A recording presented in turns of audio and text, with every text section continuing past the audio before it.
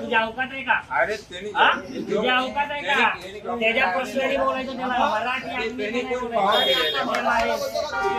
दुकान बंद करायचं. उद्यापासून दिसलं नाही बाहेर मला दुकान. उद्यापासून दुकान इथं दिसलं नाही बाहेर मला. मागे माहित नाही तुझ्या कोण गाळा ओनर कोण आहे दादा? गाळा ओनर कोण आहे? त्यांना सांगा बंद करा मला. राज साहेब ठाकरे यांच्या प्रमाणे मराठी माणसाचं माफी मागतोय. हा इडली सांबार विकणारा अण्णा आमचा कुठल्या परप्रांतीयाला विरोध नाहीये, कुठल्या अमराठी भाषिकाला आमचा विरोध नाहीये. सन्माननीय राज साहेबांचं देखील सांगणं आहे की जो इथे राहतो, मराठी भाषा बोलतो, मराठी अस्मितेला जपतो, त्याचा कधीही आदर करा.